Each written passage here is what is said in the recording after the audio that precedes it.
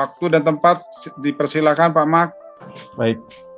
Shalom Bapak Ibu, saudara-saudari yang dikasihi Tuhan, selamat malam. Kita akan melanjutkan pembahasan kita di Injil Matius, ya. Kali ini sudah sampai di ayat 33 sampai 48. Matius 5 ayat 33 sampai 48. Baik, kita baca dulu ayatnya, silakan Pak Ferry, mulai dari ayat 33 sampai 48. Matius 5 ayat 33. Kamu telah mendengar pula yang difirmankan kepada nenek moyang kita. Jangan bersumpah palsu, melainkan peganglah sumpahmu di depan Tuhan. Tetapi aku berkata padamu, janganlah sekali-sekali bersumpah, baik demi langit, karena langit adalah tata Allah. Ayat 35, maupun demi bumi, karena bumi adalah tumpuan kakinya, ataupun demi Yerusalem, karena Yerusalem adalah kota raja besar. 36, janganlah juga engkau bersumpah demi kepalamu, karena engkau tidak berkuasa memutihkan atau menghitamkan selai rambut pun. 37, jika ya, hendaklah kamu katakan ya, jika tidak, hendaklah kamu katakan tidak. Apa yang lebih daripada itu berasal dari si jahat. 38, kamu telah mendengar firman, mata ganti mata dan gigi ganti gigi. 39, tapi aku berkata padamu, janganlah kamu melawan orang yang berbuat jahat kepadamu, melainkan siapapun yang menampar pipi kananmu, berilah juga kepadanya pipi kirimu. 40, dan kepada orang yang hendak mengadukan engkau, karena mengingini bajumu, serahkanlah juga jubahmu. 41, dan siapapun yang memaksa engkau berjalan sejauh 1 mil, berjalanlah bersama dia sejauh 2 mil. 42, berilah kepada orang yang meminta kepadamu, dan janganlah menolak orang yang mau meminjam daripadamu. 43, kamu telah mendengar firman, kasihilah sesamamu manusia dan bencilah musuhmu. 44, tetapi aku berkata padamu, kasihilah musuhmu dan berdoalah bagi mereka yang menganiaya kamu. 45, karena dengan demikianlah kamu menjadi anak-anak Bapakmu yang di sorga, yang menerbitkan matahari bagi orang yang jahat dan orang yang baik, dan menurunkan hujan bagi orang yang benar dan orang yang tidak benar. 46, apabila kamu mengasihi orang yang mengasihi kamu, apakah upahmu? Bukankah pemungut cukai juga berbuat demikian? 47, dan apabila kamu hanya memberi salam kepada saudara-saudaramu saja, apakah lebihnya daripada perbuatan orang lain? Bukankah orang yang tidak mengenal Allah pun berbuat demikian? 48, karena itu haruslah kamu sempurna, sama seperti Bapakmu yang di sorga adalah sempurna. Ya, terima kasih Pak Ferry. Jadi kita sudah melanjutkan pembahasan antitesis, ya, yang sebelumnya sudah disampaikan oleh Tuhan Yesus untuk beberapa hukum dalam hukum Taurat. Nah, pada antitesis yang berikutnya, Tuhan Yesus berkata, jangan bersumpah palsu. Ya, jangan bersumpah palsu. Ini dari ayat 33. Kamu telah mendengar pula yang difirmankan kepada nenek moyang kita, jangan bersumpah palsu, melainkan peganglah sumpahmu di hadapan Tuhan. Nah, sumpah itu apa Bapak Ibu? Sumpah itu adalah janji atau pernyataan yang diucapkan dengan sungguh-sungguh dengan meminta Allah menjadi saksi atas kebenarannya. Ya. Nah, di hukum Taurat, hukum sumpah itu ada di Imamat 19 ayat 12. Coba kita lihat Imamat 19 ayat 12. Imamat 19 ayat 12. Janganlah kamu bersumpah dusta demi namaku, supaya engkau jangan melanggar kekudusan nama Allahmu. Akulah Tuhan. Nah, dan di Bilangan 30 ayat 2. Bilangan 30 ayat yang kedua. Silakan Pak Ferry. Bilangan 30 ayat 2. Apabila seorang laki-laki bernazar atau bersumpah kepada Tuhan, sehingga ia mengikat dirinya kepada suatu janji, maka janganlah ia melanggar perkataannya itu. Haruslah ia berbuat tepat seperti yang diucapkannya. Ya, nah sumpah itu jadi janji yang sungguh-sungguh artinya ya, dan itu harus dilakukan. Tapi biasa sumpah ini harus meminta Allah menjadi saksi. Makanya dikatakan demi Allah, demi Tuhan. Ya, artinya apa? Kalau orang yang bersumpah itu ternyata tidak melakukan apa yang dijanjikannya atau tidak benar apa yang disumpahkannya itu, maka orang itu rela menerima hukuman dari Allah. Ya, artinya dia rela menerima konsekuensi yang diberikan dari Allah. Nah, tetapi kalau kita lihat di Alkitab, sebetulnya Allah sendiri juga pernah bersumpah. Ya, dan pertamanya itu di Kejadian 9 ayat 9 sampai 16. Ini ketika Allah sudah menghukum bumi dengan air bah, lalu Allah berjanji tidak akan ada lagi air bah yang menghancurkan bumi. Nah, formula sumpah tidak akan ada lagi itu adalah salah satu bentuk sumpah menurut agama Yahudi. Jadi Allah sendiri pun bersumpah di situ. Ya. Nah, yang jadi masalah mengapa eh, Tuhan Yesus mengajarkan ya tentang hukum sumpah ini. Karena para penafsir Yahudi di zaman Yesus menafsirkan bahwa menafsirkan hukum sumpah itu bahwa hanya sumpah dalam nama Tuhan yang mengikat secara hukum. Karenanya orang bersumpah demi objek yang kurang kudus dan menurunkan nilai kesakralan sumpah itu. Jadi yang bisa mengikat itu sumpah dalam nama Tuhan. Kalau tidak, itu tidak mengikat gitu ya. Nah, jadi orang bisa bersumpah secara bebas dan seenaknya Bapak Ibu di zaman itu. Untuk menjamin yang dikatakannya benar dan membuat orang lain percaya kepadanya. Karena kalau mereka melanggarnya pun sumpah itu tidak mengikat, mereka tidak dihukum ya. Karena itu sumpah sering digunakan untuk menipu orang ya. Jadi supaya orang percaya, ya udah demi apa kayak demi Yerusalem gitu ya. Supaya orang percaya. Nah, hari ini juga kita juga mendengar kan banyak orang yang bersumpah ya supaya membuat orang lain percaya bahwa dia sungguh-sungguh. Tujuannya kan begitu. Nah, mari kita lihat apa yang dikatakan di sini. Di zaman Tuhan Yesus, ternyata orang-orang Eseni, ya, orang-orang Eseni itu salah satu sekte Yahudi ya, selain Farisi dan Saduki. Orang-orang Eseni itu sebetulnya sudah menghindari untuk bersumpah. Jadi apa yang dikatakan oleh Tuhan Yesus ini sebetulnya sudah dilakukan oleh orang-orang Eseni. Jadi mereka nggak seperti Farisi, tidak seperti Yahudi. Mereka menghindari untuk bersumpah. Nah, dalam tulisan Josephus di War of the Jews ya, dikatakan begini. Apa yang mereka, SNI, katakan lebih kuat daripada sumpah. Mereka menghindari untuk bersumpah. Dan mereka menganggap sumpah itu lebih buruk daripada sumpah palsu. Karena mereka berkata bahwa orang yang tidak dapat dipercaya tanpa bersumpah demi nama Allah sesungguhnya sudah dihukum. Nah, jadi yang penting itu orang bisa dipercaya menurut SNI.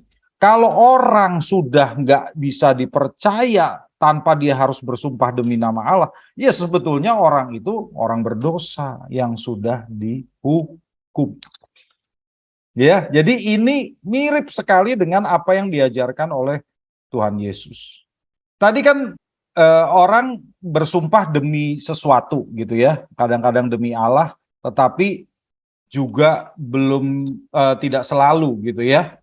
Tuhan Yesus berkata di ayat 34, tetapi aku berkata kepadamu, janganlah sekali-kali bersumpah, baik demi langit, karena langit adalah tahta Allah. Tuh, demi langit jangan, kata Tuhan. Maupun demi bumi, karena bumi adalah tumpuan kakinya. Atau demi Yerusalem, karena Yerusalem adalah kota raja besar, kota Tuhan juga. Janganlah juga engkau bersumpah demi kepalamu. Nah, iya kan? yang karena engkau tidak berkuasa memutihkan atau menghitamkan sehelai rambut pun.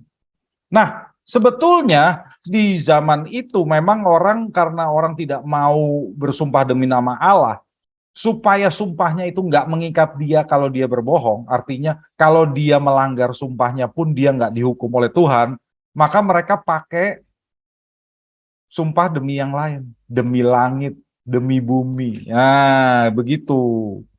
Nah, kalau menurut para rabi, ya, menurut para rabi, ini ada dari Mishnah Shavuot 4 ayat 13 dikatakan begini. Demi langit dan bumi, mereka tidak terikat. Jadi kalau sumpah demi langit, demi bumi, itu nggak terikat. Kalau dia melanggar pun dia nggak dapat hukuman dari Tuhan. Tapi yang terikat apa? Demi Aleph Dalet, demi Yod He, demi Allah yang Maha Kuasa, demi Tuhan semesta alam, demi yang Maha Pengasih dan Penyayang, demi yang panjang sabar, demi yang Maha Baik, atau demi pengganti nama Tuhan yang lainnya gitu ya. Nah, mereka terikat. Jadi kalau menurut para rabi hanya demi Tuhan saja yang mengikat. Kalau demi langit, demi bumi tidak. Ya. Nah, kalau Yod He itu nama Allah ya, Yahweh, Yod He Vav He.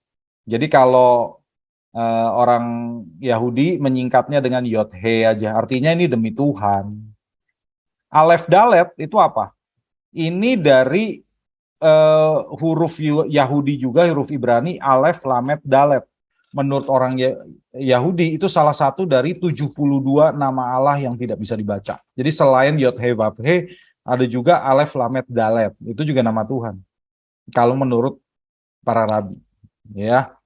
Nah, sekalipun para rabi mengatakan bahwa sumpah demi langit dan bumi atau demi Yerusalem tidak mengikat, Yesus mengatakan bahwa sesungguhnya mereka tetap bersumpah demi nama Tuhan. No, kata Tuhan. Ya. Jadi tetap mengikat karena kata Tuhan, demi langit itu mengikat karena langit itu takhta Allah. Demi bumi mengikat karena bumi itu tumpuan kaki Tuhan. Demi Yerusalem mengikat karena Yerusalem kotanya Tuhan. Nah, jadi itu mengikat semuanya kata Tuhan. Ya, bahkan demi kepalamu. Nah, kalau orang-orang non-Yahudi, orang Romawi itu kalau bersumpah demi kepala.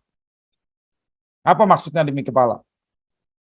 Artinya demi kehidupan. Artinya kalau aku berbohong, biarlah aku kehilangan kepala gitu loh. Kalau orang Romawi kan tidak percaya kepada Allah Israel. Jadi mereka sumpahnya demi kepala sendiri. Tapi bahkan karena orang itu tidak berkuasa untuk menghitamkan atau memutihkan rambutnya, kata Tuhan, berarti dia bahkan nggak punya kontrol atas bagian terkecil dari kepala itu. Yang punya kendali kan hanya Allah gitu ya. Maka berarti itu sama saja dengan bersumpah demi yang punya kendali atas kepala, yaitu atas nama Tuhan juga. Karena Tuhan pemberi kehidupan. Jadi kalau kata Tuhan Yesus, semua itu sebetulnya sama saja dengan bersumpah demi Tuhan. Ya, Bapak Ibu, sama saja kata Tuhan. Ya. Lalu ayat 37 ini yang menarik. Tuhan Yesus bersabda, jika ya, hendaklah kamu katakan ya. Jika tidak, hendaklah kamu katakan tidak. Apa yang lebih daripada itu berasal dari si jahat. No. Apa maksudnya, Bapak Ibu? Maksudnya begini. Bagi orang yang bisa dipercaya, jadi kalau pengikut Kristus itu seharusnya bisa dipercaya, ya. Jadi kita harus jadi orang yang trustworthy. Orang yang bisa dipercaya. Tanpa sumpah pun, pernyataan seorang pengikut Yesus harus sama terpercaya dengan perjanjian yang bertanda tangan basah. Jadi apa yang kita katakan itu harus bisa dipercaya, sekalipun kita tidak perlu pakai sumpah, tidak perlu bikin kontrak. Perkataan kita harus bisa dipercaya, itu kata Tuhan. Yakobus 5 ayat 12, coba. Yakobus 5 ayat 12. Yakobus 5 ayat 12. Tetapi yang terutama saudara-saudara, janganlah kamu bersumpah demi sorga, maupun demi bumi, atau demi sesuatu yang lain. Jika ya, hendaklah kamu katakan ya. Jika tidak, hendaklah kamu katakan tidak, supaya kamu jangan kena hukuman. Nah, ini Yakobus juga sejalan kan dengan apa yang diajarkan oleh Tuhan Yesus. Jadi orang pada zaman itu berusaha bersumpah dengan memberi peluang untuk melanggarnya. Jadi kalau dilanggar pun aku nggak kenapa-napa, aku nggak dihukum. Itu kan artinya mereka sebetulnya ingin ingin ngakalin orang lain ya. Jadi Tuhan Yesus berkata, kalau orang bersumpah dengan memberi peluang untuk melanggarnya, itu berasal dari si jahat atau berasal dari iblis. Ya, tapi ingat ya Bapak Ibu ya, Yesus itu sebetulnya tidak melarang orang untuk bersumpah sama sekali. Jadi kita juga nggak ekstrim sampai berkata bersumpah itu tidak boleh. Bukan, bukan. Sumpah resmi, sumpah jabatan itu tidak dilarang oleh Tuhan Yesus. Sumpah di pengadilan tidak dilarang oleh Tuhan Yesus. Tapi Tuhan Yesus menjelaskan bahwa yang mendasari hukum sumpah itu apa? Jadi rohnya hukum sumpah dalam Taurat itu apa? Adalah agar orang harus dapat dipercaya dan tidak boleh licik. Itu intinya. Jadi kenapa ada hukum sumpah? Supaya orang itu harus bisa dapat dipercaya. Dan orang yang mengikut Kristus seharusnya bisa dipercaya. Nggak boleh licik. Udah cukup. Yeremia 17 ayat 10. Yeremia 17 ayat 10. Ya. Aku Tuhan yang menyelidiki hati, yang menguji batin, untuk memberi balasan kepada setiap orang setimpal dengan tingkah langkahnya, setimpal dengan hasil perbuatannya. Iya, jadi kan Tuhan kan bisa bisa menyelidiki hati kan, membaca batin kita. Jadi yang penting adalah bisa dipercaya udah. Nggak harus bersumpah dengan tujuan orang percaya habis itu sumpahnya dilanggar juga. Ya, jadi sumpah dengan tujuan untuk mengakali orang itu dilarang, jelas. Tapi sumpah resmi tidak dilarang ya, Bapak Ibu. Kita lihat nih, coba. Tuhan Yesus pernah bersumpah nggak? Iya, Tuhan Yesus sendiri juga bersumpah. Coba kita lihat. Matius 26 ayat 63 64. Supaya Bapak Ibu jelas. Jadi sumpah itu tidak dilarang secara keseluruhan, tidak ya. Matius 26 ayat Matius 26 ayat 63. Tetapi Yesus tetap diam. Lalu kata imam besar itu kepadanya, "Demi Allah yang hidup, katakanlah kepada kami, apakah engkau Mesias, anak Allah atau tidak?" Ayat 64, jawab Yesus, "Engkau telah mengatakannya, akan tetapi aku berkata kepadamu, mulai sekarang kamu akan melihat anak manusia duduk di sebelah kanan yang maha kuasa dan datang di atas awan-awan di langit." Nah, Bapak Ibu, itu formula sumpah Yahudi itu. Jadi kalau si imam besar udah berkata, demi Allah yang hidup, katakanlah. Nah, artinya orang yang menjawabnya itu bersumpah di pengadilan, demi Allah yang hidup.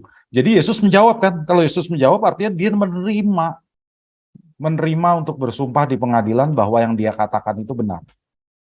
Ya, jadi ini tidak berkata sumpah di pengadilan itu dilarang oleh Tuhan. Tidak, Tuhan Yesus saja bersumpah di pengadilan.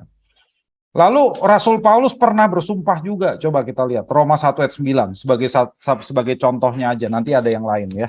Ada 2 Korintus, ada Galatia, tapi kita cuma baca satu aja. Roma 1 ayat 9. Roma 1 ayat 9. Karena Allah yang kulayani dengan segenap hatiku dalam pemberitaan Injil anaknya adalah saksiku bahwa dalam doaku aku selalu mengingat kamu.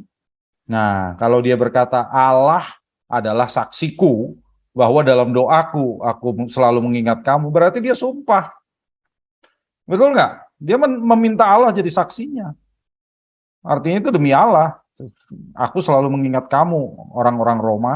Itu kata Paulus. Pertanyaannya kenapa? Kenapa Paulus bersumpah kepada jemaat di Roma? Ada yang tahu nggak kenapa Bapak Ibu?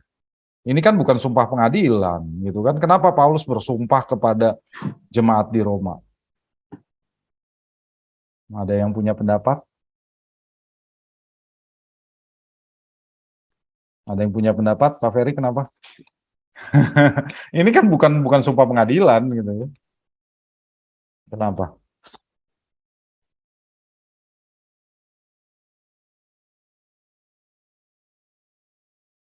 Karena ya Paulus tuh belum pernah ke Roma. Jadi Paulus tidak kenal dengan jemaat Roma. Maka supaya dia menyatakan, aku itu sungguh-sungguh loh, aku berdoa buat kamu loh, sekalipun aku nggak kenal kalian. Maka dia membawa Tuhan sebagai saksinya. Tujuannya begitu, ya. Dan Paulus sendiri orang yang bisa dipercaya, jadi sumpahnya itu bukan dipakai untuk mencurangi orang lain tentunya ya.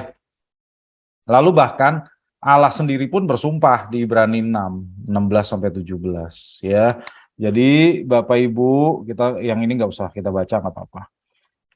Dari hukum sumpah yang dijelaskan oleh Tuhan Yesus ini, sebetulnya sumpah itu tidak dilarang. Yang dilarang apa? Sumpah sembarangan, dikit-dikit demi Tuhan, ya kan? Nah, itu namanya dilarang. Kalau sumpah jabatan, sumpah di pengadilan tidak dilarang oleh Tuhan. Karena itu Tuhan Yesus berkata bahwa orang percaya itu tidak boleh menyalahgunakan sumpah untuk membenarkan dirinya, untuk orang lain bisa percaya kepadanya. Ya, karena biasanya dengan cara sumpah tersebut orang itu sudah berjejak di antara benar dan salah tuh. Ya. Jadi dia udah menyatakan dirinya benar, padahal dia membuka kesempatan untuk melanggar sumpahnya. Orang suka mengakali seperti itu. Ya, jadi intinya apa sih kata Tuhan? Intinya kamu harus bisa dipercaya sekalipun tidak dengan sumpah. Ya, Bapak Ibu yang pernah menikah juga pasti tahu kan formula janji nikah itu seperti apa? Pembukanya apa? Ingat nggak? Siapa yang masih ingat janji nikah? Loh kok nggak ingat gimana sih? Loh, pembukanya kalau karena saya sering pemberkatan nikah, pembukanya apa? Demi nama Allah Bapa, Anak dan Roh Kudus. Lah, itu bukannya sumpah, itu sumpah lagi. Coba, itu bersumpah demi Allah loh. Kok dilanggar berani? Janji nikah itu sumpah loh. Kok berani banyak yang berani ngelanggar? Bahaya itu, bersumpah demi Allah loh. Baik, silakan ada pertanyaan nggak Bapak Ibu? Mak, Ya, silakan jadi Pak. Mama kan menjelaskan untuk sumpah ini kan nggak boleh digunakan sembarangan, Pak ya. Iya. Sekarang kalau di dalam satu kondisi kita ingin meyakinkan sesuatu kondisi yang sangat benar gitu, di mana orang-orang tidak memahami kebenaran itu, bolehkah kita pakai sumpah itu, Pak? Atau biarkan kebenaran itu mengalir begitu aja, jadi ya biar yang paham ya paham, yang nggak paham ya udah biarin gitu, atau gimana, Pak? Ya kalau saya sih lebih memilih kita menunjukkan bahwa diri kita bisa dipercaya. Jadi sekalipun kita nggak pakai sumpah-sumpah pun orang tahu orang ini bisa dipercaya. Jadi Kalau kita ngomong seperti biasa aja. kasusnya Paulus tadi, Pak, kita di dalam sebuah komunitas yang kita belum pernah tahu, tapi kita ingin membela mereka gitu. Kan tadi kan Iya, kata Pak Mak dia di Roma karena ingin membela gitu kan. betul. Karena dia kan nggak, karena benar-benar Paulus itu belum pernah bertemu dengan jemaat Roma dan dia cuma mengirimkan surat kertas. Nah, jemaat Roma percaya nggak baca surat itu? Jadi tujuannya supaya jemaat Roma percaya sama dia. Tapi kalau kita berbicara langsung, saya kira asal kita menunjukkan bahwa kita itu orangnya bisa dipercaya. Mereka juga tentunya saat eh, berbicara dengan kita merasakan gitu ya, merasakan auranya orang ini bisa dipercaya atau enggak gitu kan. Ya, nah kalau kita bisa menampilkan diri kita sebagai orang yang bisa dipercaya, saya kira nggak pakai sumpah pun nggak masalah. Iya, Kasih Pak Mak. iya. Ya, silakan ada lagi. Ya Pak Mat, Silakan. itu kalau kita lihat di pengambilan sumpah dan janji para pejabat itu kan mereka tidak mengatakan bersumpah, saya berjanji, tapi Ya. di akhir sumpah itu kan janji itu yang saya lihat cukup baik ya. Semoga Tuhan menolong saya. Iya. Nah itu kira-kira seperti apa itu Pak? Ya, Ada janji dan sumpah ya. makasih Pak Edwin. Ya, kalau formula kiranya Tuhan menolong saya itu sumpah. Karena kita memanggil Tuhan sebagai saksi. Jadi definisi sumpahnya itu adalah memanggil Tuhan sebagai saksi. Sekalipun kita berkata, saya berjanji. Iya, tapi kalau kita berkata, kiranya Tuhan menolong saya, itu dalam bahasa Inggris, so help me God. Itu sumpah, itu formula sumpah itu. Ya, Artinya kita memanggil Tuhan sebagai saksi, ya. Sama dengan kalau kita juga nggak berkata sumpah nikah, kita berkata janji nikah kan. Tapi waktu si mempelai membaca demi nama Allah, Bapa, Anak dan Roh Kudus, saya bla bla bla berjanji menerima engkau. Itu sumpah itu orang kita memanggil nama Tuhan kok. Iya kan? ya, ya. Ya, jadi bukan istilah janji dan sumpahnya sebetulnya yang benar, yang jadi masalah. Tetapi kalau kita memanggil Tuhan sebagai saksi itu sumpah, Oh, ya. Jadi nggak boleh dilanggar itu sumpah. betul Pak. Ya, oke. Oke, terima kasih Pak. Ya, makasih Pak Edwin. Ya, ada lagi Bapak Ibu? Pak Mark, Ya, silakan Pak Erik. kalau ini termasuk sumpah nggak Pak? Ketika apa Tuhan Yesus suruh murid-muridnya ke desa-desa menyebarkan firman, yang nggak mau itu dikebaskan apa jubah itu Pak, apa Oh ya, mengebaskan debu gitu ya. debu gitu Pak. Apakah termasuk itu sumpah atau apa itu Pak? Kutuk atau gimana? Oke. Terima kasih Pak. Ya, baik Pak Erik. Ya, jadi yang dimaksud sumpah itu di sini bukan menyumpahin orang lain gitu ya. Jadi bukan mengutuk orang lain. Tapi janji dengan sungguh-sungguh dengan memanggil Tuhan sebagai saksinya. Nah, kalau yang dilakukan oleh para murid itu dengan mengebaskan kaki, itu hanya peringatan bagi mereka. Ya, karena orang-orang Yahudi itu kalau habis mengunjungi daerah non-Yahudi, mereka mengebaskan kaki karena mereka menganggap orang-orang Yahudi, orang-orang non-Yahudi itu najis. Debunya pun najis gitu. Jadi mereka kebaskan. Saya sudah masuk ke wilayah Yahudi, saya sudah meninggalkan wilayah najis gitu. Nah, murid-murid Yesus itu mengunjungi wilayah Yahudi loh, bukan non-Yahudi. Jadi orang-orang Yahudi itu melihat simbol mengebaskan kaki, itu mereka sangat terkejut. Jadi para murid itu mengatakan, kamu nggak dengar aku, sebetulnya kamu sama aja dengan najisnya dengan orang-orang non-Yahudi. Jadi itu peringatan sebetulnya, bukan bukan janji gitu ya. Jadi peringatan. Mereka juga tidak mengutuk orang-orang itu, cuma memperingatkan aja.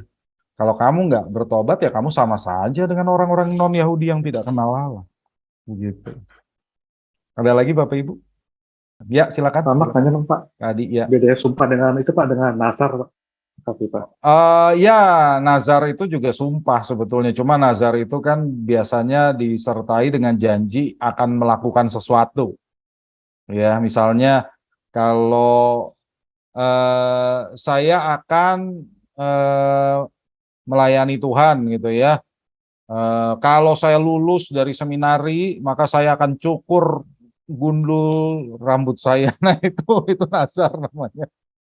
Jadi kalau udah lulus, dia langsung cukur gundul.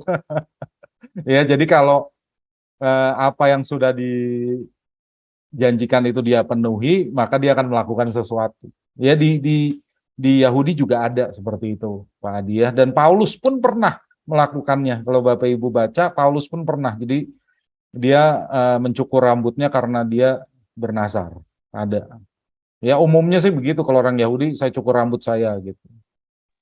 Ada lagi? Ya, Pak Mak, mau Ya. tanya kalau itu kita dipaksa dalam kasus tertentu gitu kan, kita dipaksa untuk bersumpah gitu. Ya. Itu gimana? Kadang-kadang kan kita juga bingung gitu kalau kita mau nggak kamu sumpah kayak gini-gini gitu kan, demi Allah kamu, kalau kayak gitu apa kita boleh? Ya seperti tadi kan kita lihat di sini kan Yesus pun bersumpah. Kalau kita disuruh di pengadilan sebagai saksi ya jelas kita bersumpah. Betul kan? Contohnya begitu ya. Oh, ya. Tapi Contohnya maksud begitu. saya mungkin kalau misalnya bukan di pengadilan gitu.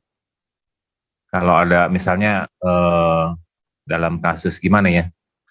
Kita misalnya misal di perusahaan gitu kan, kita menggelapkan uang atau gimana gitu kan. Dituduh kita gitu ya, dituduh gitu ya. Dituduh gitu kan. Oh iya.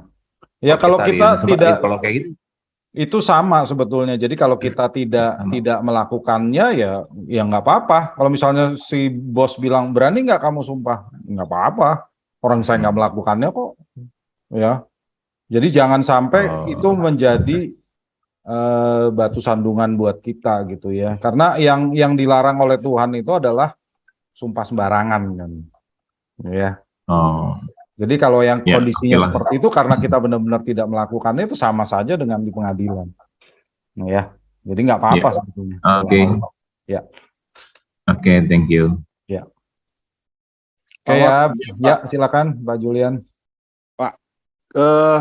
Gimana Pak kalau misalnya orang itu katakanlah dia bersumpah atau mungkin lebih ini lagi bernazar Pak. Iya. Tetapi semuanya itu dia lakukan karena emosi sesaat Pak.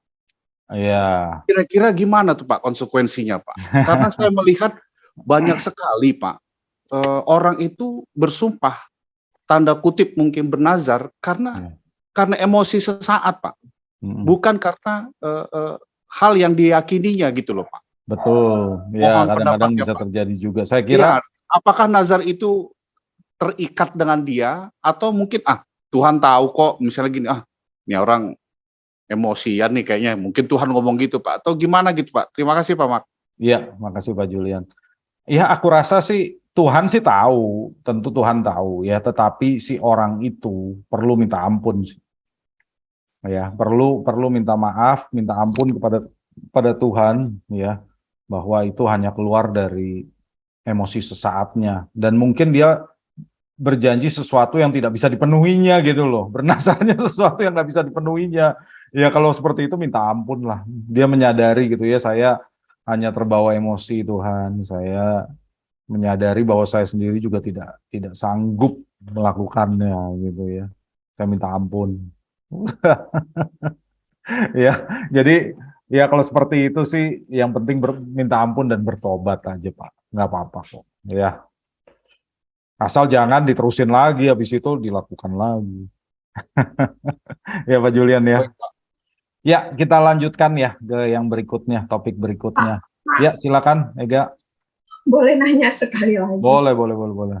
Mengenai sumpah, kalau misalnya sumpah itu bisa dibatalkan nggak Pak? Karena sesuatu hal, misalnya kayak Allah sendiri kan membatalkan janjinya sama bangsa Israel sehingga mereka nggak sampai ke tanah Kanaan. Padahal sebelumnya kan Allah berjanji pada nenek moyangnya Abraham. Nah, kalau kita manusia, misalnya kita mengucapkan janji atau sumpah, tapi karena sesuatu hal sehingga janji atau sumpah itu nggak bisa terpenuhi, itu gimana Pak Mak? Oke, ya makasih Ega. Sebetulnya Allah menjanjikan tanah Kanaan itu kepada Israel dan dia penuhi loh, ya karena bangsa Israel benar-benar masuk ke tanah Kanaan. Cuma bukan orang-orang yang keluar dari Israelnya kan, anak-anaknya masuk, ya. Dan Tuhan tidak melanggar itu karena dia tidak berkata orang-orang yang keluar ini kan. Yang penting Israelnya masuk ke Kanaan, dia nggak melanggar itu. Cuma begini, kalau orang sudah bersumpah lalu melanggarnya, apa yang terjadi? Sebetulnya dengan mengucapkan suatu sumpah memanggil Tuhan sebagai saksi, berarti kita mengatakan saya siap menerima konsekuensi dari Tuhan. Itu kan? Ya, dan orang bisa melanggar, ya bisa. Buktinya orang yang sudah mengucapkan janji nikah aja banyak yang melanggarnya gitu kan? Itu kan melanggar sumpahnya sendiri demi Tuhan lah gitu. Apa yang terjadi ya mereka ya sebetulnya dia berkata saya siap dihukum oleh Tuhan, sebetulnya begitu. Tapi kalau pelanggaran itu atau janji itu tidak dipenuhi karena sesuatu hal yang memutuskan dia untuk nggak memenuhinya, katakanlah dalam janji pernikahan misalnya, karena ada masalah dalam pernikahan, misalnya dia dianiaya atau apa, sehingga dia melanggar janji pernikahan itu untuk sehidup semati begitu loh Pak. Nah, kalau itu bagaimana Pak? Ya, itu apa tidak Pak?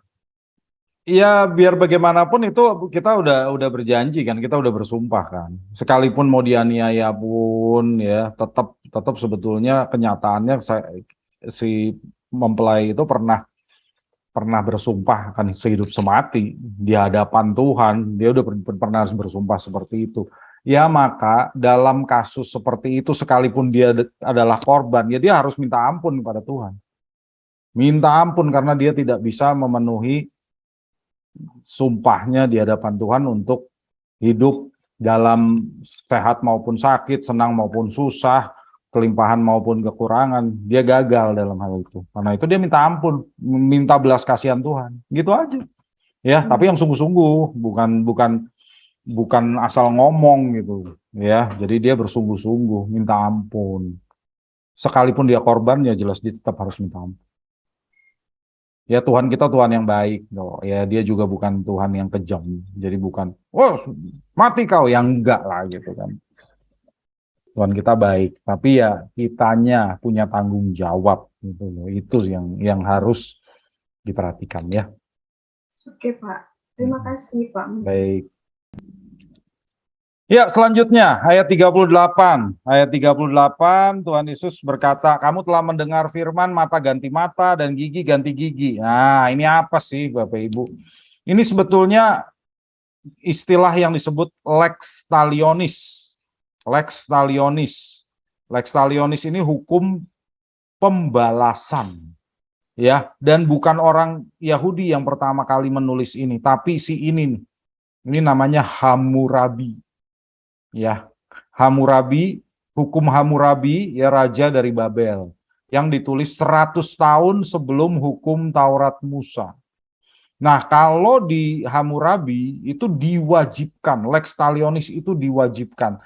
Jadi kalau orang memukul orang lain sampai giginya copot, ya, maka orang itu harus dipukul juga sampai giginya copot. Itu hukum Hammurabi. Ya, keras. Kalau di hukum Taurat, ini ada di Keluaran 21 ayat 24. Coba kita lihat. Keluaran 21 ayat 24, Pak Ferry. Keluaran 21 ayat 24. Mata ganti mata, gigi ganti gigi. Tangan ganti tangan, kaki ganti kaki. Ya, tuh kan. Sama kan, bunyinya begitu kan. Tapi kita harus tahu lagi nih, Tuhan Yesus sebetulnya lagi ngajarin ini. Apa sih rohnya, inti dari hukum Taurat ini? Tujuannya agar orang yang bersalah itu dihukum setimpal dengan kesalahannya. Oh, itu tujuannya. Dulu, di zaman dulu, orang bisa dihukum lebih berat dari kesalahannya. Itu sering terjadi. Contoh, kalau Bapak Ibu baca di Kejadian 34, itu ada kisah anak-anak Yakub, ya, dan ada anak perempuan Yakub yang namanya Dina. Dina itu diperkosa oleh Sichem, ya. Kemudian Sichem datang kepada Yakub kan, minta agar dia boleh menikah sama Dina karena dia suka kepada Dina. Nah, anak-anak Yakub, yaitu Simeon dan Lewi, mau balas dendam. Jadi dia bilang sama Sichem, "Oke, kamu sama penduduk kota kamu, karena zaman dulu kan Sichem itu raja kota, ya. Jadi kamu dan penduduk kota kamu harus disunat karena kamu mau menikahi adik kami yang dan kami itu bangsa yang bersunat. Kamu harus disunat satu kota, nanti kami kasih adik kami kepadamu." Lalu Sichem mau. Sichem dan penduduk kotanya termasuk sama ayahnya Hemor semua disunat. Nah, ketika mereka lagi kesakitan karena habis disunat, Lewi dan Simeon datang ke kota itu, habisin mereka semua. Coba, itu hukuman yang tidak setimpal, ya, tidak setimpal. Karena yang berdosa satu orang, yang dihukum semua satu kota. Coba, itu nggak setimpal, Bapak Ibu. Ya, dan Allah sendiri tidak setuju. Coba dilihat di Kejadian 49 ayat 5, Allah tuh nggak setuju dengan perbuatan Simeon dan Lewi. Ya, nanti bisa baca di rumah lah, nggak usah dibaca di sini. Jadi, hukum Taurat mata ganti mata, gigi ganti gigi, tujuannya agar orang yang bersalah itu dihukum setimpal. Jangan seperti Simeon dan Lewi. Gitu tujuannya, ya. Nah, untuk itu, hukuman yang setimpal itu harus dijatuhkan oleh pengadilan, Bapak Ibu. Nggak boleh main hakim sendiri. Itu di hukum Taurat loh. Ulangan 19 ayat 15 sampai 21 panjang, jadi nggak perlu dibaca. Tapi intinya adalah hukuman itu harus dilakukan oleh pengadilan. Ya, dan orang tidak boleh membalas dendam dengan main hakim sendiri. Jadi mata ganti mata, gigi ganti gigi di zaman Taurat pun itu bukan berarti orang boleh main hakim sendiri. Enggak. Contohnya di Amsal 20 ayat 22. Ya coba deh kita lihat Amsal 20 ayat 22. Amsal 20 ayat 22. Janganlah engkau berkata, aku akan membalas kejahatan. Nantikanlah Tuhan, ia akan menyelamatkan engkau. Nah, ya, dari perjanjian lama pun jangan membalas. Sebetulnya begitu. Jadi bukan cuma Tuhan Yesus yang ngajarin, dari perjanjian lama pun begitu, nggak boleh balas sendiri, ya. Dan hukum yang tertinggi apa? Mengasihi sesama seperti diri sendiri. Imamat 19 ayat 18. Ya, di perjanjian lama pun sudah demikian. Coba kita lihat. Imamat 19 ayat 18. Janganlah engkau menuntut balas dan janganlah menaruh dendam terhadap orang-orang sebangsamu, melainkan kasihilah sesamamu, manusia seperti dirimu sendiri. Akulah Tuhan. Ya. Jadi dari zaman perjanjian lama pun Tuhan sudah mengajarkan bahwa hukum yang tertinggi antara sesama manusia itu adalah mengasihi sesama. Orang Josephus pernah mencatat juga di Antiquities of the Jews ya tentang hukum lex talionis ini. Ya, di buku 4. Orang yang melukai orang lain harus dilukai dengan cara yang sama dan kehilangan bagian yang tubuh yang sama seperti ia menghilangkan bagian tubuh orang lain. Kecuali orang yang dilukai bersedia menerima uang sebagai pengganti. Sebab hukum Taurat membuat penderita menjadi hakim yang menentukan nilai pengganti dari apa yang telah dideritanya dan mengizinkannya untuk mengira nilainya. Jika tidak, dia menjadi lebih kejam. Ya. Nah, bagi orang Yahudi itu Bapak Ibu, tubuh kita itu kan dipandang sebagai milik Tuhan.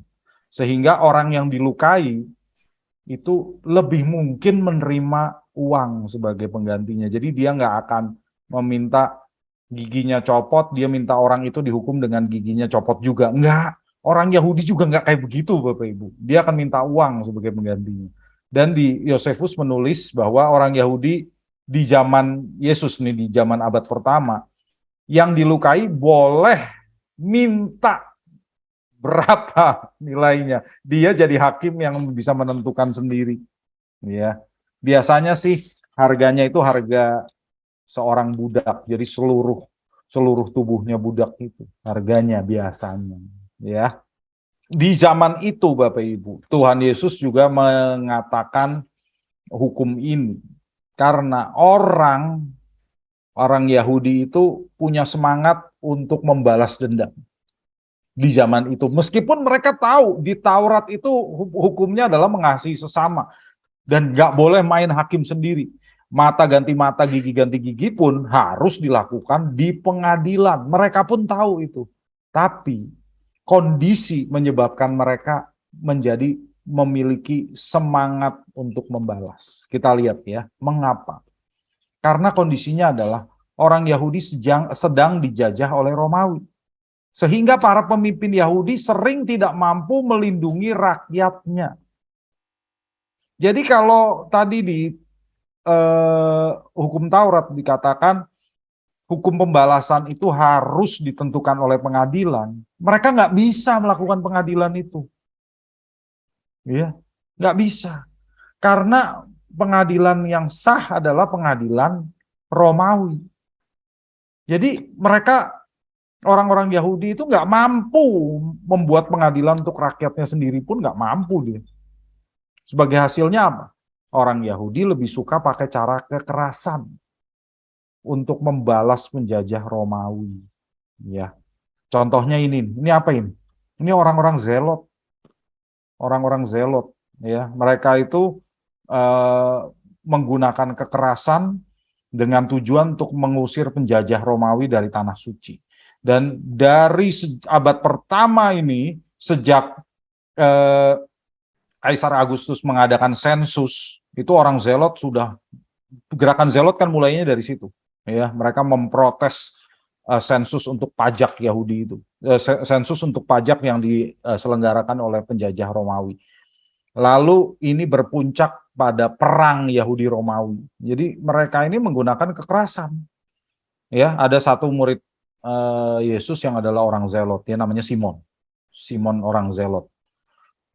Jadi dengan adanya semangat untuk membalas di zaman Yesus, orang Yahudi menganggap pembalasan secara pribadi itu jadi wajar. Bukan hukuman melalui pengadilan, karena mereka nggak percaya pengadilan orang Romawi. Jadi lebih baik balas aja sendiri.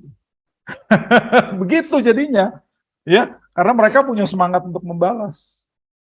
Itu yang menyebabkan hukum pembalasan ini jadi balas dendam. Dan Tuhan Yesus mengatakan kamu nggak boleh begitu. Ya, kita lihat di sini. Ayat 39.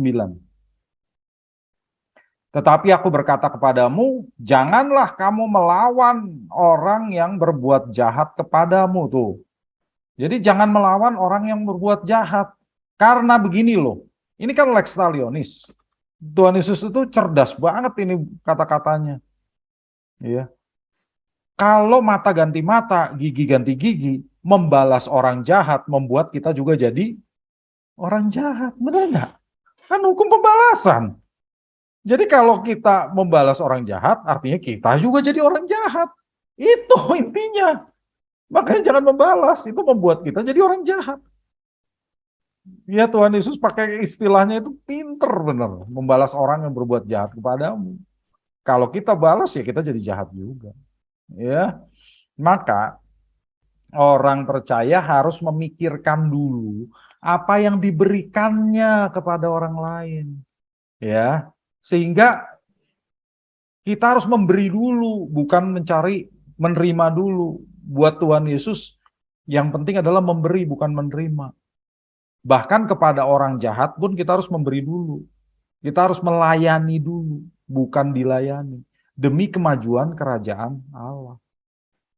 Itu yang diajarkan oleh Tuhan. Ya, jadi ini sama sekali nggak berarti orang itu tidak boleh mencegah dirinya dijahati orang. Enggak, Tuhan Yesus nggak berkata begitu. Tidak berarti orang tidak boleh mencari keadilan di pengadilan. Bukan. Yang dilarang oleh Tuhan adalah membalas dendam secara pribadi.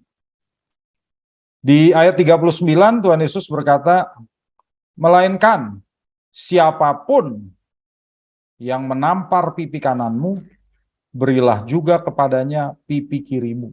Nah, jadi yang menampar pipi kanan, kasih pipi kiri. Menampar pipi kanan, berarti namparnya pakai apa Bapak Ibu? Pakai telapak tangan atau pakai punggung tangannya? Pipi kanan. Tangannya gimana? Kalau begini, artinya kena pipi kiri. Jadi kalau menampar pipi kanan itu begini kan? Bener nggak? Gerakannya. Jadi pakai punggung tangan kan? Itu penghinaan artinya. Jadi di sini menampar pipi kanan itu bukan berarti disakiti secara fisik, tapi dihina. Menampar pipi itu adalah penghinaan di muka umum. Biasanya ini dilakukan oleh serdadu Romawi. Kalau ada orang Yahudi yang melawan, tamparnya tuh begitu. Jadi kena pipi kanannya, dia namparnya pakai punggung tangan. Ya, penghinaan yang lebih dalam kalau menampar pipi kanan. Nah, jadi kalau kata Tuhan, kalau tampar pipi kanan kasih pipi kiri. Memberikan pipi kiri berarti Yesus mengajarkan kepada para murid agar tidak tersinggung terhadap penghinaan. Jadi ini bukan masalah menyakiti orang secara fisik, tetapi soal penghinaan. Jadi jangan membalas penghinaan dengan kejahatan yang setara atau bahkan lebih besar. Di sini berarti kalau orang ditampar pipi kanannya, dia berikan pipi kiri, itu berarti melayani orang yang berbuat jahat kepadanya. Dia memberi artinya. Artinya dia tidak jadi orang jahat. Karena ini hukumnya kan hukum lex talionis. Kalau membalas berarti dia jadi orang jahat. Jadi dia memberi, layani saja. Begitu. Artinya pengikut Yesus harus rela kehilangan hak atas harga dirinya. Ya, demi kemajuan kerajaan Allah, pengikut Yesus harus rela kehilangan hak atas harga diri. Karena ini kan dihina artinya. Ya. Coba kita lihat Bapak Ibu. Bagaimana cara menghadapi penghinaan di Perjanjian Baru. Tuhan Yesus sendiri pernah ditampar. Yohanes 18 ayat 22 dan 23. Apa yang dilakukan oleh Tuhan Yesus? Coba kita lihat. Yohanes 18, 22 dan 23. Yohanes 18 ayat 22. Ketika ia mengatakan hal itu, seorang penjaga yang berdiri di situ menampar mukanya sambil berkata, "Begitukah jawabmu kepada imam besar?" Jawab Yesus kepadanya, "Jikalau kataku itu salah, tunjukkanlah salahnya. Tapi jikalau kataku itu benar, mengapa engkau menampar aku?" Ya, perhatikan nih Bapak Ibu ya. Tuhan Yesus nggak membalas, ditampar dia balas lagi enggak. Tapi dia tetap menuntut keadilan. Coba tunjukin salahku di mana. Jadi ini kita nggak berarti ya kalau ditampar atau dihina lalu kita diem aja sama sekali tanpa menuntut keadilan. Yesus sendiri menuntut keadilan. Ya, salahku di mana? Tunjukin. Begitu. Coba kita lihat satu lagi contoh lain. Kisah Para Rasul 23 ayat 2 sampai 3. Kisah Para Rasul 23 ayat 2. Tetapi imam besar Ananias menyuruh orang-orang yang berdiri dekat Paulus menampar mulut Paulus. Membalas itu Paulus berkata padanya, "Allah akan menampar engkau, hai tembok yang dikapur putih-putih. Engkau duduk di sini untuk menghakimi aku menurut hukum Taurat. Namun engkau melanggar hukum Taurat oleh perintahmu untuk menampar aku." Ya, jadi Paulus juga ditampar. Dia nggak membalas dengan tamparan, tapi dia berbicara melawan ketidakadilan yang dia terima itu. Allah menampar kamu katanya. Dan benar-benar terjadi, Ananias itu benar-benar terbunuh dalam perang Yahudi Romawi. Ya, jadi bukan berarti kalau orang dihina lalu tidak boleh mencari keadilan. Tetap boleh menuntut keadilan itu tetap boleh. Jangan membalas dengan penghinaan juga, tetapi bukan berarti orang percaya tidak boleh menuntut keadilan.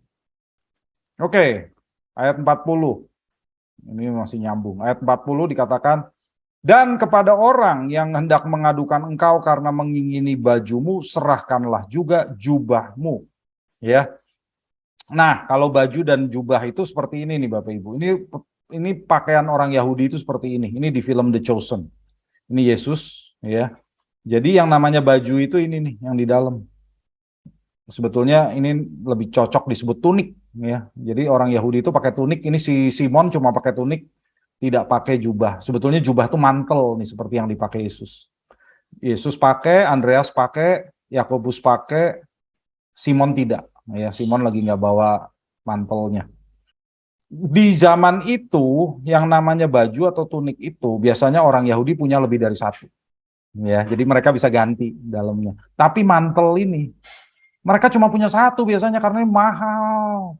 Yang mantel yang di luar ini mahal, makanya Simon nggak pakai nih. Yesus pakai, Simon nggak.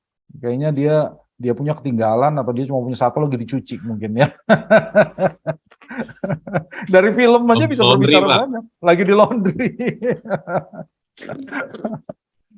Kalau mantel gini di dry clean kayaknya. Ya. Jadi di zaman itu pakaian tuh seperti ini karena jubah atau mantel tuh mahal ya. Mereka kadang-kadang pakai mantel tuh sebagai selimut kalau malam hari ya. Dan memang kalau orang miskin itu sampai pakaian ini, tunik ini bisa jadi jaminan untuk utangnya. Karena mereka nggak punya harta apa-apa lagi sampai bajunya ini dijadikan jaminan kalau dia berutang. Ya, nah tapi mantel ini nggak boleh jadi jaminan menurut hukum Taurat. Keluaran 22 ayat 26 sampai 27. Keluaran 22 ayat 26 sampai 27. Silakan Pak Ferry.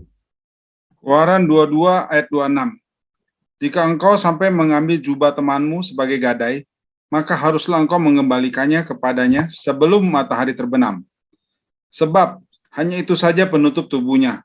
Itulah pemalut kulitnya. Pakailah apabila ia pergi tidur. Maka apabila ia berseru-seru kepadaku, aku akan mendengarkannya, sebab aku ini pengasih. Ya, tuh. Jadi mantel itu malam-malam sering dipakai jadi selimut. Kalau orang ngambil mantelnya sebagai jaminan tuh kejam. Ya, hukum Taurat nggak memperbolehkan itu. Karena malam-malam tuh dia pakai, kesian. Karena dingin kalau di sana di Palestina itu dingin kalau malam. Kalau siang panas, malam dingin. Ya, jadi mereka harus pakai selimut. Tapi Yesus berkata, kalau orang minta tunikmu, kasih juga mantelmu. Coba, itu melebihi apa yang dituntut oleh hukum Taurat. Hukum Taurat nggak mengizinkan orang ngambil mantelnya loh. Hukum Taurat nggak mengizinkan begitu. Nah, di sini Bapak Ibu, di ayat 40 tadi kan dikatakan orang hendak mengadukan engkau. Jadi ini ceritanya orang itu mau diaduin ke pengadilan. Ya, karena punya hutang. Nah, di sini Tuhan Yesus berkata, kamu harus rela kehilangan hak atas barang-barang milikmu demi kemajuan kerajaan Allah. Itu, ya. Jadi daripada kamu diaduin ke pengadilan, kamu rela aja kehilangan hak-hakmu. Apa? Tapi bukan masalah apa ya, bukan kesalahan kamu loh. Karena kemajuan kerajaan Allah loh ini. Ya, jadi Tuhan Yesus semua konteksnya begini, bukan karena orang utang bener-bener nggak bisa bayar, tapi utangnya utang yang salah gitu ya. Ini karena kemajuan kerajaan Allah. Intinya sih di situ.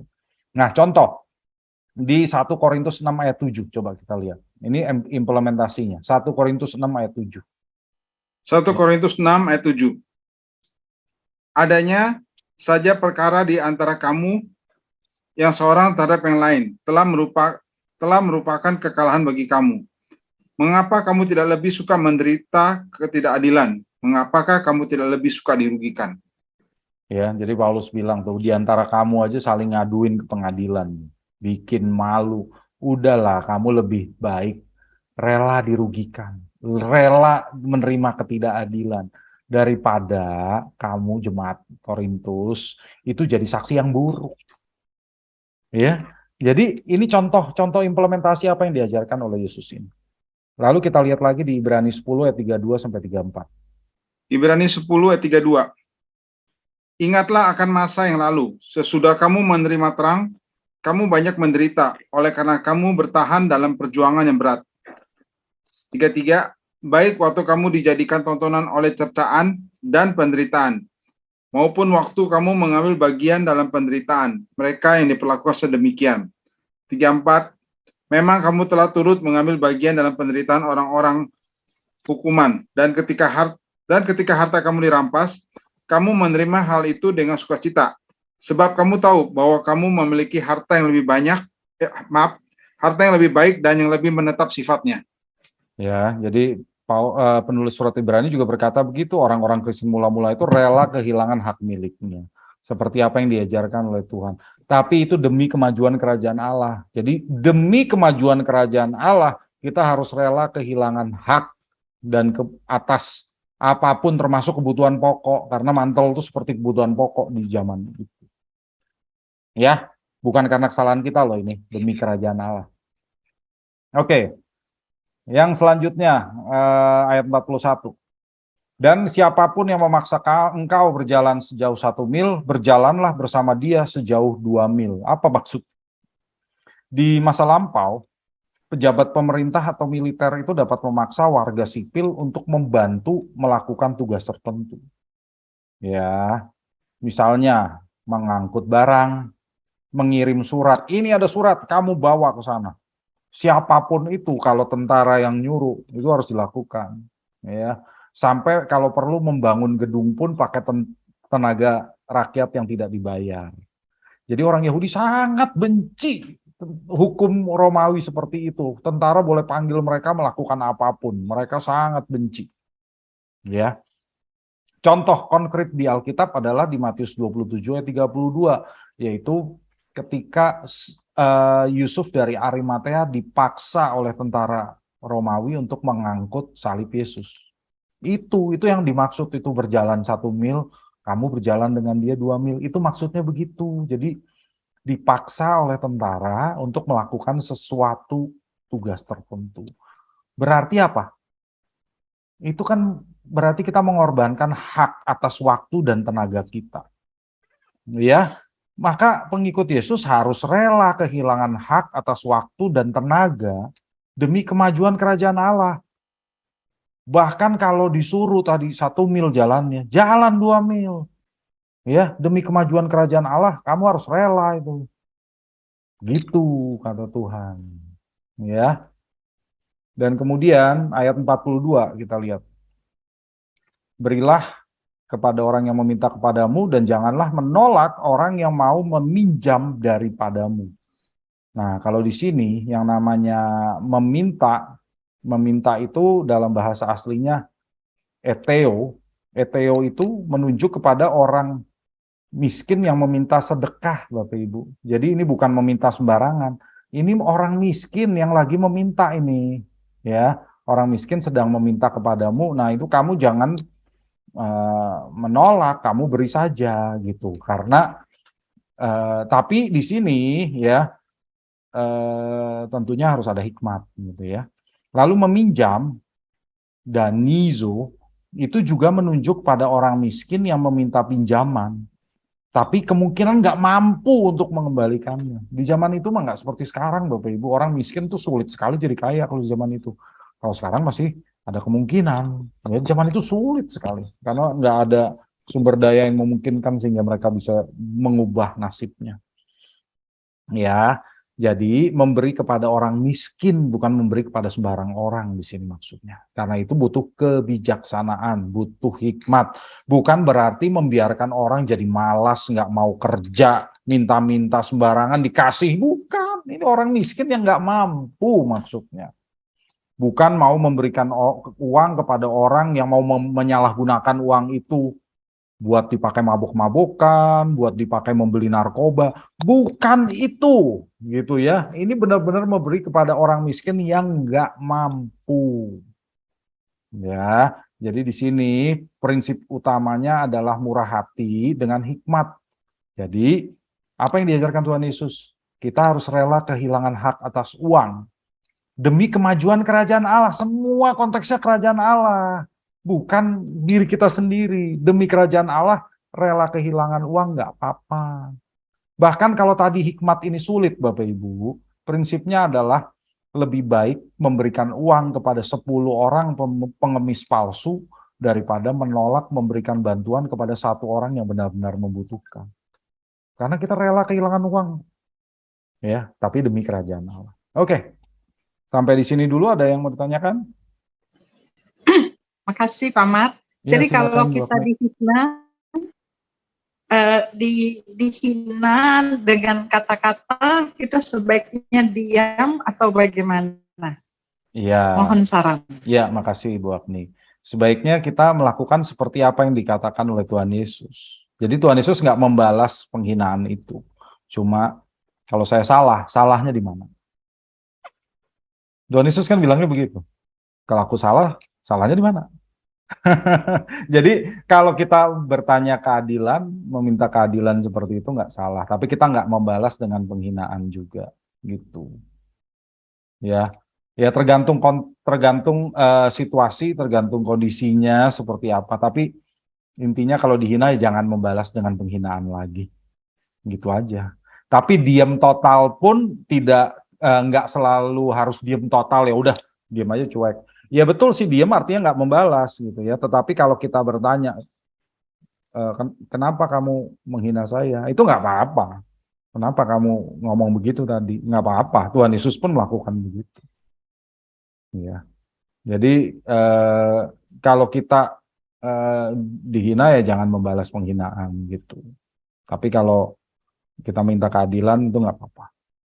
Ada lagi? Terima kasih. Ya, makasih Bu Agni. Ada lagi? Unmute. Ada Pak Mak. Mengenai memberi ya, di sini kan prinsip utama adalah kemurahan hati dengan hikmat. Betul. Misalnya ada satu kasus tertentu nih, seseorang yang sudah kita kenal baik, begitu ya, dia dalam kesulitan gitu, dan dia minta bantuan, cuman info dari orang dia mempergunakan bantuan kita itu selalu tidak baik, dengan tidak benar begitu. Salah gunakan ya. Disalahgunakan. Tapi pada momen satu satu momen di mana dia memelas dan memohon bantuan kita begitu. Tapi pada saat itu kalau kita digerakkan untuk memberi, terus setelah kita memberi nih, tapi ada konfirmasi bahwa karena belas kasihan kita gitu ya Pak, karena dia memelas begitu sangat membutuhkan. Tapi selanjutnya kita dapat kabar bahwa itu disalahgunakan juga. Cuman kalau kita punya prinsip begini, benar nggak ya Pak? Ya nggak apa-apa, yang penting aku memberi tulus karena belas kasihan sama dia pada saat itu. Ya kalau dia menipu atau apa, ya itu urusan Tuhan, urusan dia sama Tuhan. Begitu benar nggak ya Pak? Ya kalau dari sini sih memang demikian Ega ya. Jadi kita nggak perlu menyesali bantuan kita yang disalahgunakan, nggak perlu disesali. Tapi kita boleh memperingatkan dia. Ya, kita boleh memperingatkan dia. Kamu sudah menyalahgunakan kepercayaan saya loh. Ya, boleh ngomong aja. Tapi kita nggak menyesali yang lalu gitu loh. Kalau kita ngomongin begitu, itu mengungkit nggak Pak ya atas kebaikan kita? Oh enggak. Kan kita nggak bilang yang lalu kan. Kita nggak bilang yang lalu. Ya, kita cuma berkata begitu, kamu sudah menyalahgunakan kepercayaan saya. Ya, kalau seperti ini saya bisa nggak ini lagi loh, saya bisa nggak membantu kamu lagi, ya. Nggak apa-apa, karena kita juga harus punya hikmat kan. Kalau apa yang kita berikan itu dipakai untuk hal-hal yang nggak baik, kan secara tidak langsung ada andil kita juga di sana, bener nggak? Ya, untuk memungkinkan dia melakukan yang tidak baik itu. Jadi kita boleh memperingatkan dia. Saya nggak mau lagi ya kayak gitu.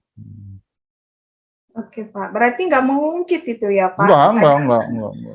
Oke. Ya bukan berarti saya nyesel bantu kamu, saya nggak ngomong begitu kan, enggak.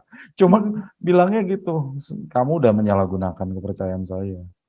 Ya, jadi kalau kamu nggak bertobat, lain kali nggak usah minta lagi sama saya. Nggak apa-apa. Kalau itu kan kita juga harus mendorong dia supaya bertobat kan sebetulnya.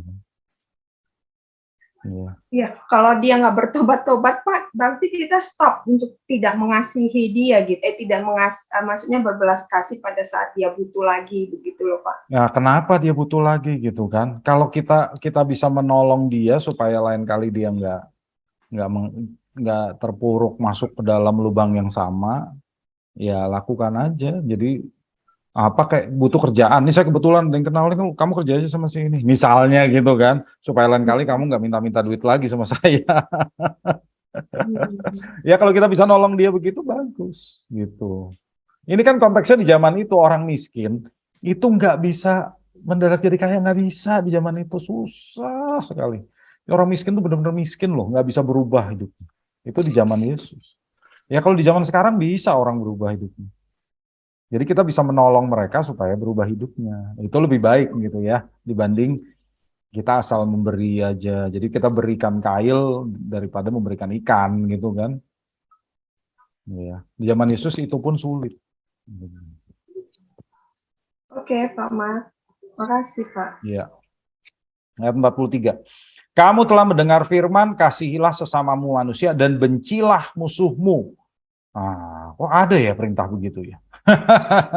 Yang ada itu kasihilah sesamamu manusia, adanya di Imamat 19 ayat 18 yang tadi kita sudah baca. Itu ada, kasihilah sesamamu manusia seperti dirimu sendiri. Itu ada di hukum Taurat. Membenci musuh tidak ada. Yang ada apa? Allah membenci kejahatan. Itu ada. Contohnya Mazmur 5 ayat 6. Kalau di Alkitab, di software Mazmur 5 ayat 5 ya. Coba Pak Ferry boleh baca. Mazmur 5 ayat 5. Pembual tidak akan tahan di depan matamu. Engkau membenci semua orang yang melakukan kejahatan. Ya kan jelas di Alkitab, di Perjanjian Lama dikatakan Allah itu membenci kejahatan dan membenci orang yang melakukan kejahatan, itu termasuk. Ya, karena itu umat Tuhan pun membenci orang-orang yang melawan Tuhan. Logikanya kan begitu. Jadi kalau umat Tuhan juga membenci orang-orang yang melawan Tuhan, ya mereka menganggap itu wajar zaman itu. Tapi masalahnya kan perintah untuk mengasihi sesama itu apa gitu. Sesama manusianya yang jadi nggak nyambung, Bapak Ibu. Orang-orang Yahudi di zaman Yesus itu menafsirkan sesama manusia itu sebagai orang-orang Yahudi. Jadi kasihilah sesamamu manusia itu, kasihilah sesama orang Yahudi. Di luar orang-orang Yahudi itu orang-orang jahat karena musuh Allah mereka. Mereka tidak kenal Allah.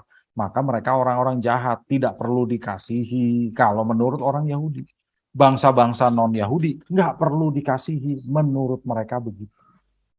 Ya, tetapi Tuhan Yesus berkata di Matius tadi, Matius 5 ayat 45 sampai 47. Ya, kita lihat Matius 5 ayat 45 sampai 47.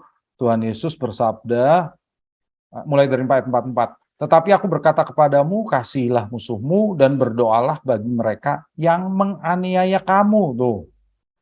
Berdoalah bagi mereka yang menganiaya kamu, kasihilah musuhmu. Jadi di sini Bapak Ibu, Allah itu mengasihi seluruh dunia, kan sudah jelas di Yohanes 3 ayat 16. Maka tadi tafsiran orang Yahudi bahwa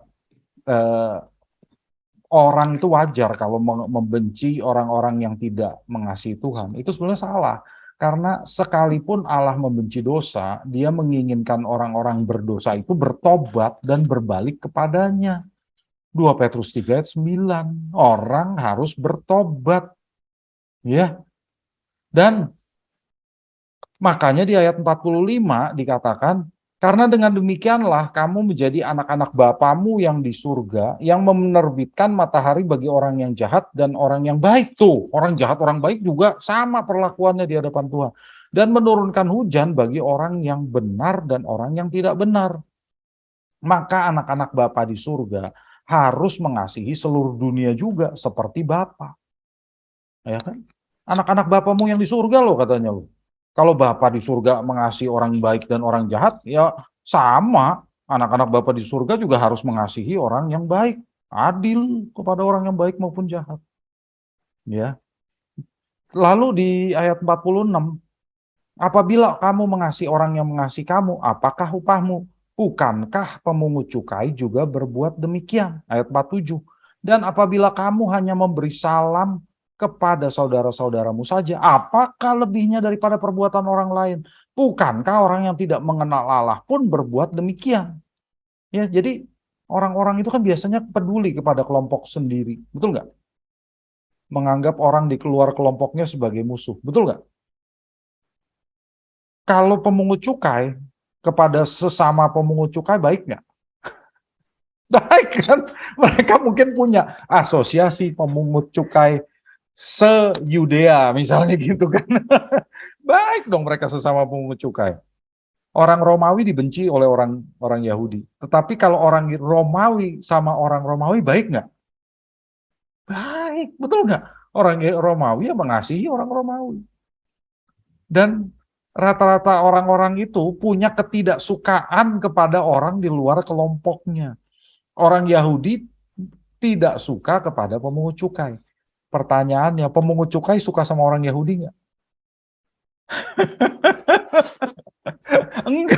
Enggak juga.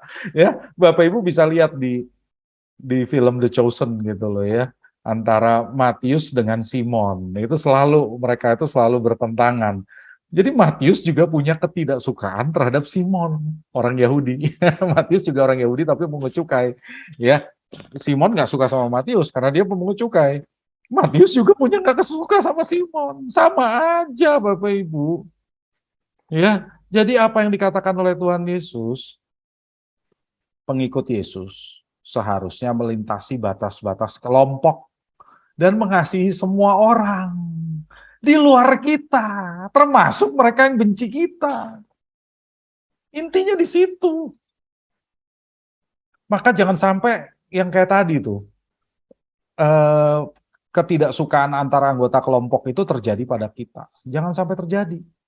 Misalnya, apakah kita punya ketidaksukaan kepada orang di gereja lain? Nah, ya kan? Itu implementasinya loh.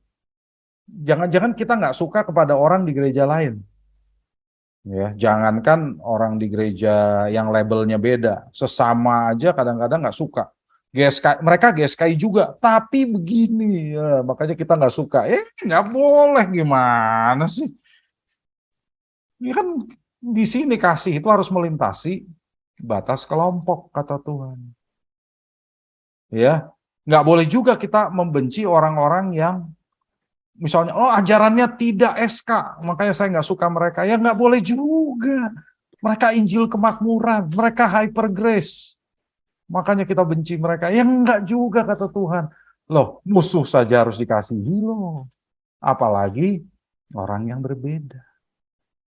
Ya, orang yang berbeda tetap harus dikasihi kata Tuhan. Jadi yang dimaksud dengan musuh di sini itu orang yang berbeda loh.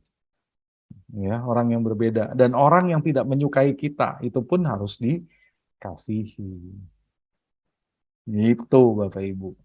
Maka kesimpulan Tuhan, karena itu haruslah kamu sempurna sama seperti Bapamu yang di surga adalah sempurna. Ini kalau bacanya kayak begini kan Bapak Ibu jadi ngerti konteksnya kan. Bener nggak? Jadi kita nggak mencomot haruslah kamu sempurna itu dari langit, tapi kita udah baca dulu. Oh, jadi kesimpulan terhadap yang tadi kita baca dari atas, kesimpulannya adalah kita, ya perintah kasih itu adalah kesempurnaan Bapa dalam memperlakukan semua makhluknya. Allah adalah kasih. 1 Yohanes 4 ayat 16. Ayat ini sering dibaca, jadi nggak usah kita baca ya. Allah adalah kasih. Dia sempurna dalam memperlakukan semua makhluknya. Karena itu kalau kita menyebut diri kita pengikut Kristus, kita harus mengikuti kesempurnaan Bapa itu dalam seluruh aspek kehidupan kita. Contohnya apa? Yang tadi Tuhan Yesus sampaikan itu contohnya. Itu contoh-contoh yang sudah diberikan oleh Yesus sendiri dan dia ngambil contoh dari perjanjian lama. Kenapa? Karena perjanjian lama adalah pencerminan diri Bapa. Bapa menyatakan dirinya kepada umat Israel dalam perjanjian lama, Bapak Ibu. Ya, makanya Yesus ngambil contohnya dari perjanjian lama. Itu sudah sempurna tuh. Nah, kalau kamu melakukan itu sempurna, ya kamu sempurna. Ya, jadi Bapak Ibu, dalam melakukan apa yang diajarkan oleh Yesus untuk mengikuti makna sesungguhnya, saya sering mengatakan ini rohnya hukum Taurat. Melakukan rohnya hukum Taurat, artinya mengejar kesempurnaan Bapa itu. Jadi apa yang diajarkan hukum Taurat? Hukum Taurat itu pencerminan diri Bapa. Kalau kamu melakukannya, rohnya itu kamu lakukan, kamu sempurna, kata Tuhan. Ya, oke. Lalu orang berkata, Pak, manusia mana mungkin sempurna? Tunggu dulu ya. Kita lihat nih bahasa aslinya. SST imis teli. SST imis teli.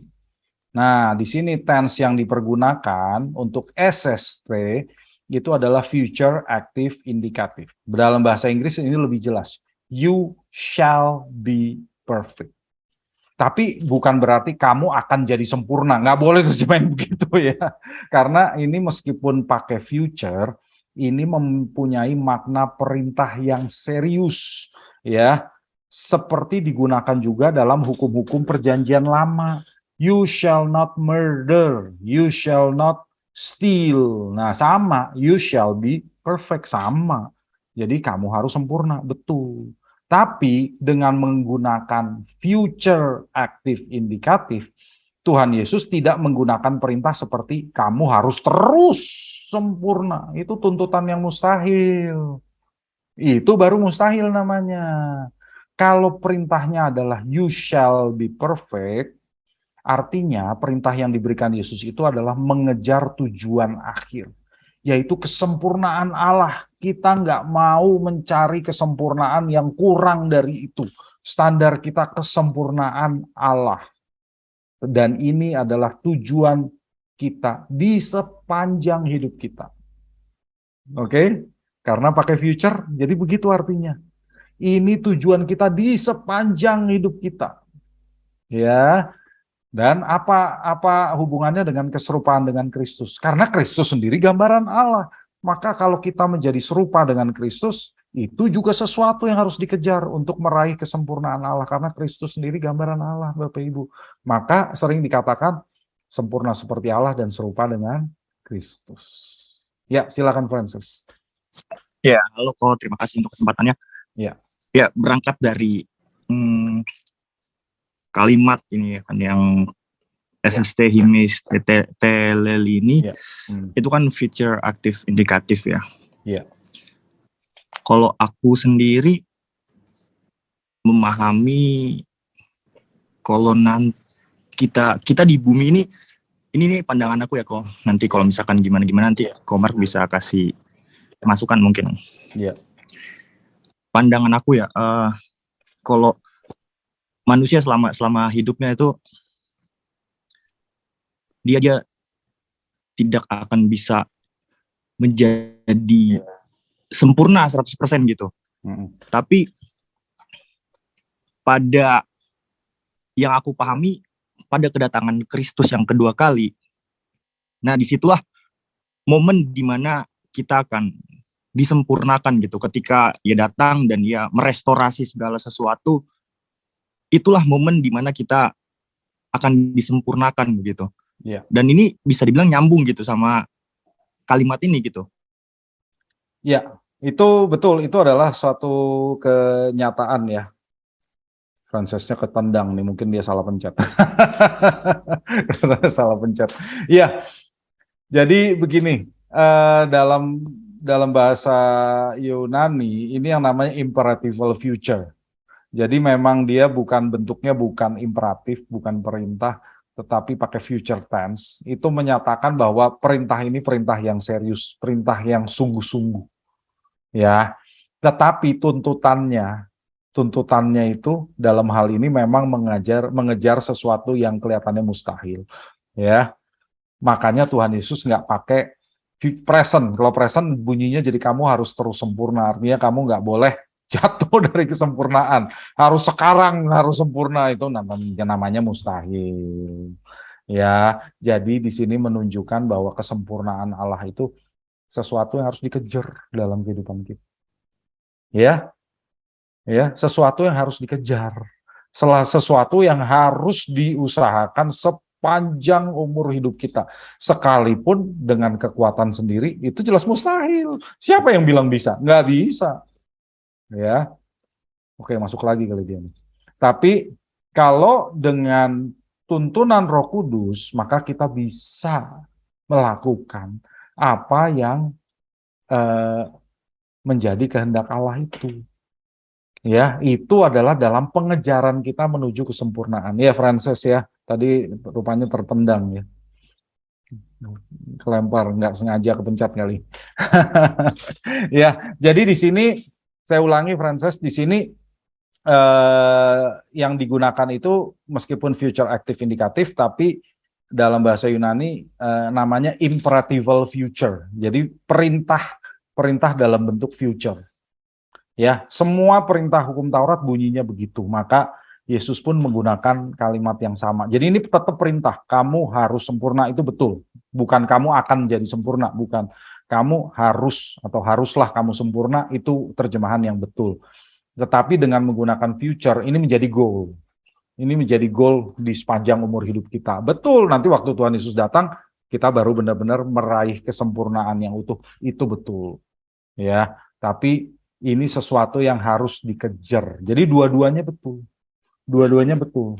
Kalau kita mau sempurna sekarang nggak bisa, itu betul. Tapi sempurna itu harus. Itu juga betul. Gitu. Ya, jadi itu sesuatu yang harus dikejar. Dengan tuntunan Roh Kudus. Dengan kemampuan, kekuatan manusia sendiri, mustahil. Gitu. Ya, tapi dengan tuntunan Roh Kudus ya kita bisa melakukannya. Silakan Pak Jerry. Ya, terima kasih Pak Mark. Ya. Topiknya menarik sekali ya Pak. Kalau saya ikut ini mau dicernanya juga terlalu luas Pak. Iya. Luas. Tapi satu benang merahnya dari semua hukum-hukum itu menjadi episentrumnya adalah Tuhan sendiri ya Pak ya. Iya. Betul. Ya, dari hukum-hukum mengenai sumpah, kah, pembalasan, kemudian rela kehilangan hak, sampai dengan yang terakhir tadi, perintah untuk menjadi sempurna. Perintah untuk menjadi sempurna kalau kita memahaminya secara salah juga nanti outputnya juga akan melenceng kali ya Pak ya. Benar. Kalau menurut saya perintah menjadi sempurna ini merupakan suatu proses ya Pak Mak ya. Betul. Suatu proses seperti yang telah diajarkan oleh Tuhan Yesus sendiri. Iya. Itu betul. proses ya, termasuk dari hukum-hukum yang berlaku di Perjanjian Lama, kemudian diperbarui oleh Tuhan Yesus sendiri menjadi proses menuju kesempurnaan seperti yang Pak Mak bilang, kesempurnaannya seperti Bapa dan Tuhan Yesus. Yeah. Jadi yang saya pahami dari penjelasan Pak Mak tadi sih, kesempurnaannya ya kesempurnaan yang dari Bapa, yang menurut pemahamannya Tuhan sendiri, bukan menurut pemahaman sempurnanya kita. Karena kalau pemahaman sempurnanya kita akan lebih condong mensejajarkan diri kita dengan Tuhan Yesus. Iya. Dengan Allah Bapa yang nggak mungkin. Benar. Pasti itu nggak mungkin gitu Pak. Betul. Itu sih yang saya bisa tangkap Pak Mak. Terima kasih. Ya betul, terima kasih Pak Jerry. Ya betul sekali Pak. Kita nggak boleh memahami kesempurnaan ini dengan salah juga gitu ya. Jadi bukan berarti kita mau menyamai Bapa yang nggak bisa, menyamai Yesus yang nggak bisa gitu loh. Bukan itu sih maksudnya. Cuma kalau saya sering gambarkan dengan begini nih. Kalau kita menikah gitu ya, saya sering bicara begini juga di pemberkatan nikah gitu. Ya, saya bilang, kamu mempelai pria, jadilah suami yang sempurna buat mempelai wanitamu. Mempelai wanita, kamu jadilah istri yang sempurna buat si mempelai priamu itu. Ya, maksudnya kamu harus berubah. Kamu harus berubah menjadi apa yang dikehendaki oleh pasanganmu itu. Kalau memaksa orang lain berubah nggak bisa, tapi kalau kita sendiri yang berubah demi pasangan kita ya bisa, gitu kan? Ya kan? Ya. Jadi kalau nyanyi sempurnanya Andra and the Backbone itu jangan waktu pacaran, waktu udah nikah baru betul. Ya. Iya, kalau waktu pacaran katanya sempurna, begitu nikah, waduh, ternyata banyak cacat celahnya. Nggak boleh begitu, jadinya harusnya waktu udah nikah baru tetap harus jadi sempurna buat pasangannya. Nah, itu jadi sekolah buat kita, supaya kita juga mengerti, oh sempurna di hadapan Bapa juga begitu. Ya, karena kita dengan pasangan pun berusaha satu sama lain menjadi sempurna bagi satu sama lain, gitu kan. Kalau gitu bagi Tuhan juga begitu, karena keluarga kan adalah pencerminan hubungan antara Kristus dan jemaat, kan? Rumah tangga. Ya, jadi dari pelajaran kita dengan antara suami istri yang berusaha satu sama lain berusaha jadi sempurna bagi pasangannya, seperti itulah juga kita berusaha jadi sempurna buat Tuhan. Ya. Oke, nanti mungkin lebih jelas lagi, saya ada kesimpulan di aplikasinya. Ya, habis ini kita boleh lanjutkan tanya jawabnya. Saya akan rangkum aplikasi dari beberapa hal yang sudah kita bahas di sini. Yang pertama adalah sumpah ya. Tadi hukum tentang sumpah yang diajarkan oleh Tuhan. Apa aplikasinya? Artinya begini. Perkataan orang percaya harus dapat dipercaya. Itu aja. Karena kehidupan yang setia akan berbuah perkataan yang benar. Nah, perkataan orang-orang Kristen yang dapat dipercaya akan menghasilkan jemaat yang dapat mempercayai satu sama lain tanpa keraguan. Jadi bayangin aja Bapak Ibu, kalau kita satu gereja semuanya bisa dipercaya. Nggak ada saling ragu kan di antara kita dengan saudara-saudara di gereja? Nggak ada. Karena semuanya bisa dipercaya, itu jemaat yang dikehendaki Tuhan. Yang menuju kepada kesempurnaan itu begitu. Jangan sampai kita sesama anggota jemaat saling curiga. Nah, artinya kan ada yang nggak bisa dipercaya kalau begitu.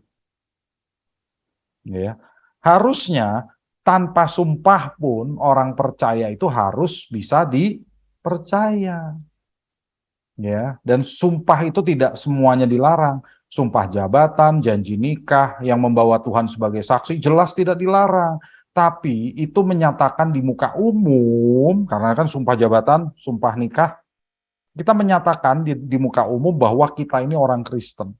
Dan kalau kita melanggar sumpah tersebut, membuktikan bahwa kita sesungguhnya tidak mengenal Allah. Ya, jadi buat suami istri juga hati-hati. Makanya tadi saya katakan, kalau kita di sisi korban pun minta ampun. Karena ini serius. Kalau kita sudah mengucapkan janji nikah itu, melanggar itu berarti kita itu nggak kenal Allah loh sebetulnya. Ya, karena kita melanggarnya. Maka seriuslah minta ampun kalau kita udah salah. Ya. Oke, berikutnya adalah pembalasan. Orang percaya harus bersikap adil dan mengejar keadilan. Orang Yahudi itu sangat menghargai keadilan ya Bapak Ibu ya.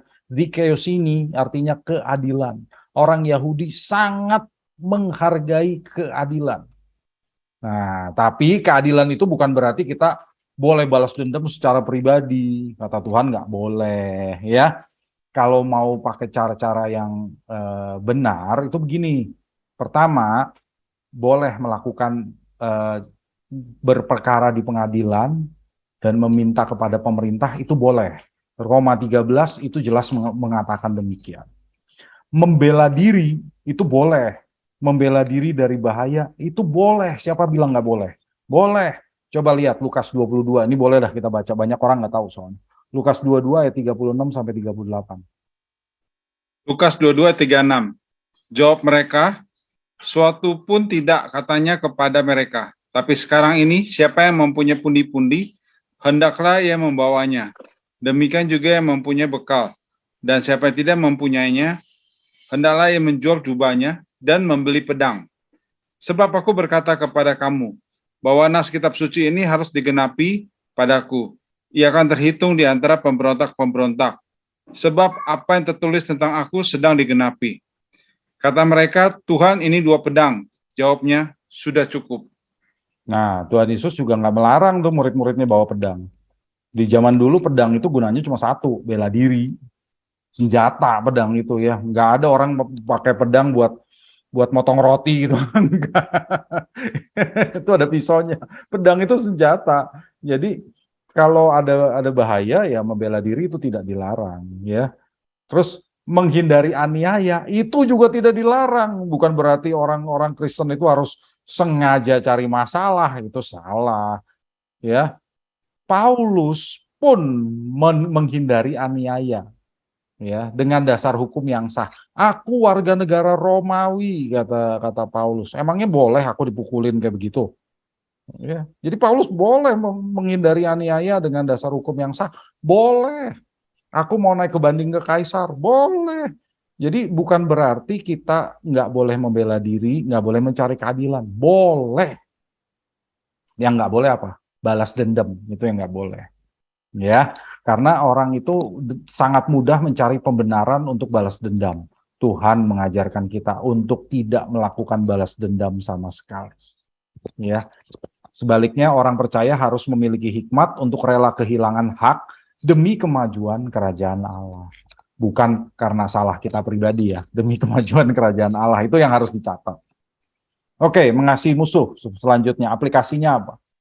Kita harus ingat bahwa Allah kita mengasihi seluruh dunia, baik maupun jahat. Jadi Allah itu mengasihi seluruh dunia, bukan cuma orang baik saja. Baik maupun jahat. Matahari tadi diberikan kepada orang baik dan kepada orang jahat. Dan dia menyerahkan anaknya kepada kita, orang-orang baik dan orang-orang jahat, agar kita bisa hidup. Ya. Dan kita harus mengasihi seperti Allah, karena Allah sudah mengasihi kita terlebih dahulu, di 1 Yohanes. Dan hati yang diperbarui oleh Allah akan mengalirkan kasih Allah itu kepada sesama. Kasih Allah itu kan tidak terbatas. Jadi begitu kasih Allah itu memperbarui hati kita, maka kasih Allah itu akan melimpah, meluap keluar dari diri kita. Ya. Tapi harus diperhatikan, jangan berarti mengasihi musuh itu apa sih? Mengasihi musuh itu tidak berarti menjadikan musuh sebagai sahabat. Itu definisi yang salah, ya. Jadi bukan berarti oh kita kan mengasihi mereka, jadi kita bersahabat dengan mereka. Bukan menjadikan mereka sebagai sahabat. Bukan menyetujui perbuatan mereka yang jahat. Jadi mereka jahat kita ikutan aja karena kita mengasihi mereka, kita ikutan jadi orang jahat. Ya enggak dong. Ya. Mengasihi teroris, jadi kita ikutan. Nggak bisa. Siapa yang bilang begitu? Kita tidak menyetujui perbuatan mereka. Tetap kita tidak menyetujui. Tapi mengasihi musuh berarti kita bersedia memberi diri untuk melakukan kehendak Allah kepada musuh kita tanpa syarat. Jadi kalau Allah memerintahkan kita melakukan sesuatu perbuatan baik kepada musuh kita, lakukan. Kita tahu dia orang jahat, tetapi dia tertimpa musibah. Lalu Tuhan bilang, bantu dia, lakukan.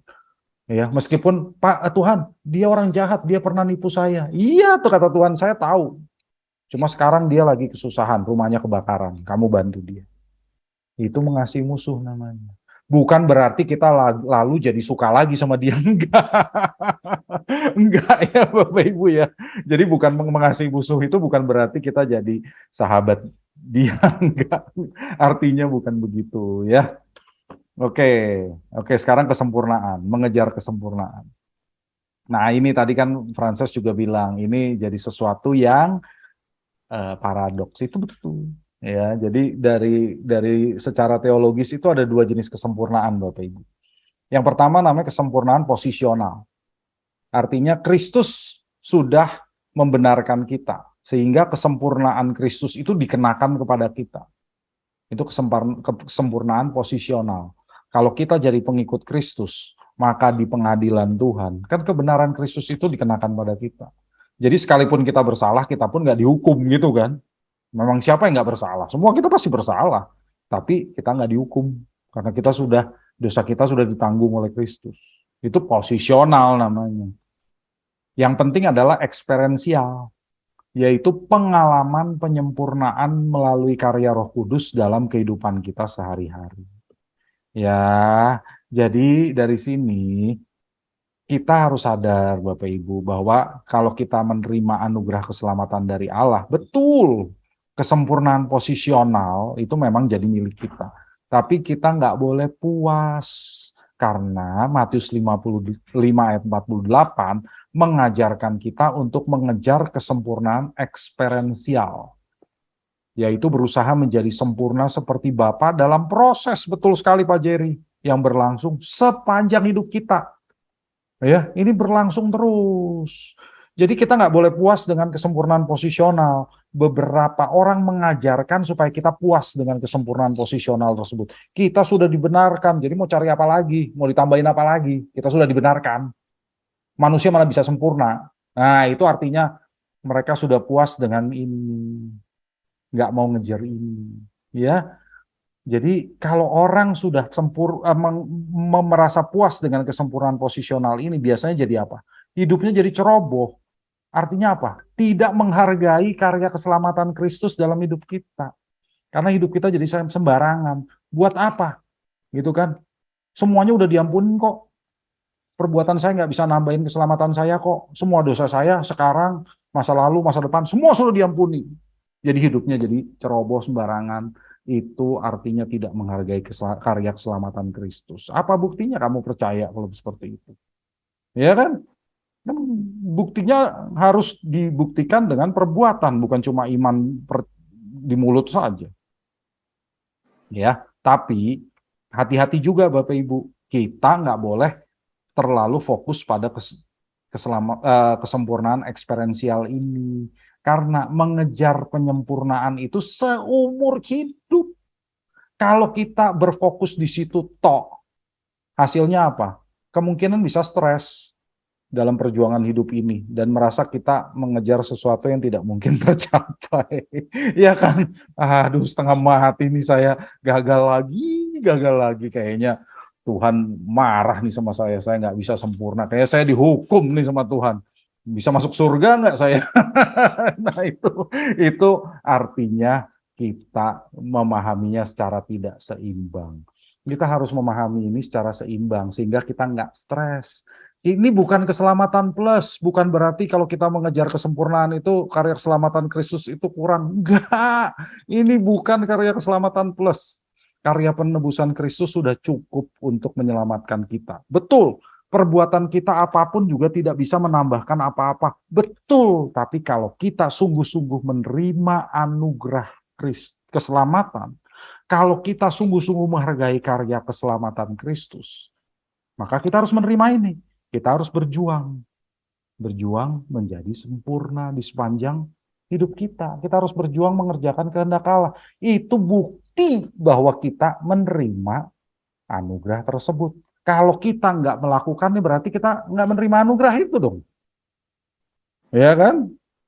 Tapi kalau kita masih jatuh bangun, ada anugerah. Jadi jangan lupa. Maka kita harus melihat ini secara seimbang. Jangan stres, Bapak Ibu. Ya, oke, ada pertanyaan? Pak Jerry tadi udah jelas, Pak Jerry? Sudah, Pak Mark. Ya, Terima kasih. Ya, silakan Pak Ferry. Bapak Ibu ada pertanyaan? Ya, silakan Pak Wardes. Ya, terima kasih. Apakah suara saya terdengar dengan jelas, Pak Mark? Jelas. Baik, terima kasih. Pertanyaan saya ada di mengenai dua jenis kesempurnaan ini, Pak Mark. Pertanyaannya ada di posisional ini, Pak Mark, tapi saya sih berharap Pak Mark jawabnya nanti akan nyentuh juga yang di bagian ekspresi ini, Pak Mark. Di sini Kristus membenarkan kita. Nah, apakah ini yang dimaksud?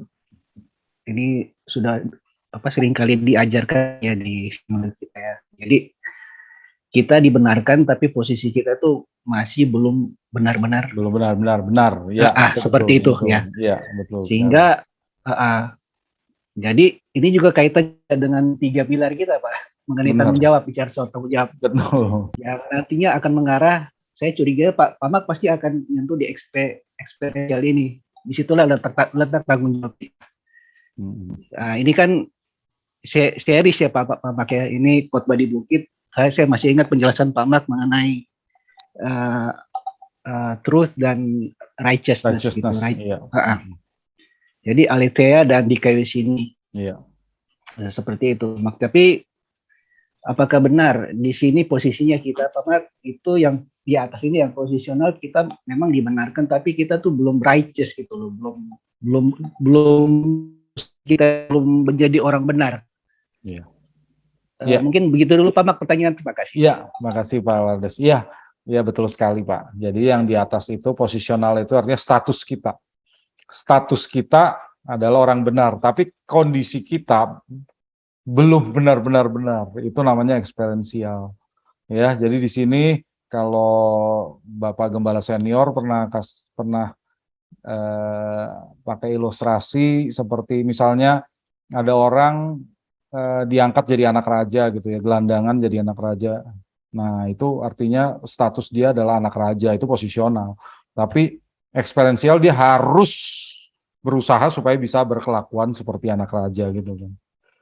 Ya, jadi tanggung jawab kita benar ada di sini. Kalau kita nggak melakukannya berarti kita nggak menghargai anugerah ya yang sudah diberikan oleh Kristus tersebut. Anugerah keselamatan itu kita nggak menghargai. Ya, jadi apakah kita sungguh-sungguh percaya? Ya enggak lah, karena kita nggak menerima anugerah tersebut kok sebetulnya. Ya, jadi kita yang ya mau nggak mau harus masuk ke dalam sini Pak, betul. Kita harus berjuang jadi sempurna. Ya, tapi status kita ya betul, status kita sih sudah di sini sebetulnya, gitu loh. Ya. Semoga bisa menjawab ya Pak Wardes ya. Terima kasih Pak Mark. Ya. Ya, karena waktu ya Pak Mark masih ada pertanyaan sih tapi ya udah titik. Iya nanti kita bisa lanjut lagi. Terima kasih Pak Mark. Iya. Pak Mak, boleh nanya satu lagi nggak Pak? Ya, boleh kalau singkat boleh. Iya, Pak, yang menjadi indikator bahwa kita sudah bisa seimbang antara dua jenis kesempurnaan ini apa tuh Pak ya? Karena gini, ya. Gimana? Karena ya karena kalau saya pengalaman kalau saya terlalu terlalu berat posisional, jadinya saya menjadi orang yang kurang berjuang gitu ya. Kalau eksponensial jadi stres. Gitu. Betul. Nah, jadi indikatornya apa Pak? Seimbang ini Pak? Indikatornya adalah kalau seimbang, kita berusaha sekali. Kita berusaha untuk melakukan kehendak Tuhan. Itu benar-benar kita serius. Artinya kita menjalani ini kan. Tapi kita nggak akan jatuh stres kalau kita gagal ya. Kita apa yang kita lakukan? Minta ampun. Karena seperti di 1 Yohanes 1 dikatakan kalau kita mengaku dosa kita ya dia akan mengampuni kita, dia menyucikan kita. Jadi kita mengaku dosa itu bukan cuma ngaku udah selesai. Enggak. Tapi ngaku itu berarti kita menerima itu sebagai tanggung jawab saya. Itu kesalahan saya nggak menyalahkan orang lain, saya nggak bikin alasan, saya nggak bikin pembenaran, itu kesalahan saya Tuhan, saya bertanggung jawab penuh atasnya. Menyadari itu akan membuat kita nggak ingin melakukannya lagi. Ya, tapi kita nggak akan stres, kenapa? Karena kita tahu kuasa pengampunan dari Tuhan itu kan, kalau kita sungguh-sungguh mengaku, dia mengampuni kita, jadi kita nggak stres, Tuhan ngampuni saya atau enggak ya, karena ada orang kayak begitu. Dosa saya terlalu besar, Tuhan ngampuni enggak. Kan kalau kita percaya kita ada di posisional ini, kita juga nggak akan stres. Kalau kita minta ampun dengan sungguh-sungguh, kita nggak melakukannya lagi, kita percaya Tuhan pasti mengampuni. Ya, darah Kristus itu cukup. Kalau kita nggak percaya, berarti kita nggak percaya darah Kristus bisa mengampuni kita. Itu, jadi kalau kalau seimbang itu kita serius melakukan. Tapi kalau kita gagal, kita minta ampun, ya udah kita percaya kita diampuni. Itu aja Pak. Jadi kita nggak akan stres sampai manusia nggak mungkin nih kayaknya saya mengerjakan sesuatu yang nggak mungkin. Bukan begitu sih. Ya tetap berjuang, tapi kita nggak merasa jadi orang gagal. Itulah Pak. Ya, jadi saya kira gitu kuncinya. Kita nggak merasa jadi orang gagal gitu aja. Oke, thank you Pak. Ya sama-sama Pak. Ya silakan Pak. Thank you Pak Mak. Thank you Bapak Ibu. Banyak yang kita belajar hari ini ya. Ini lanjutannya nanti bulan depan, minggu kedua.